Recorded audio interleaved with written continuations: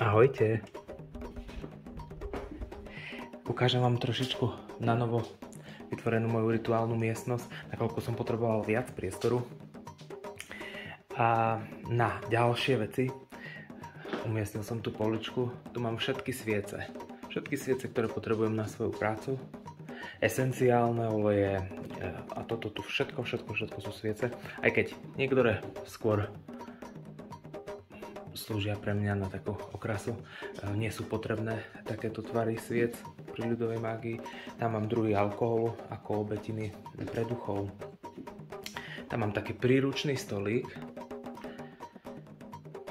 v ktorom mám samozrejme ďalšie sviece na moje potreby. No a v tejto skrinke si stále držím oleje, ktoré vytváram a žehnám, ktoré potrebujem na rituálne práce.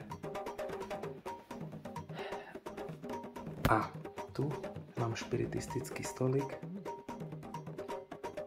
nakoľko používam viacero technik na komunikáciu s duchmi a s dušami.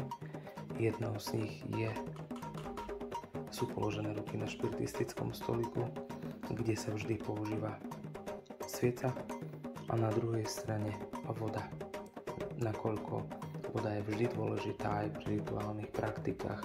Cez vodu sa rodíme a po vode aj odchádzame preč z tohto sveta. Tam. Tu mám kamarátku, ktorá ma stráži pri seancách. Tento oltár už ste videli, ktorý som žehnal a zasvedcoval.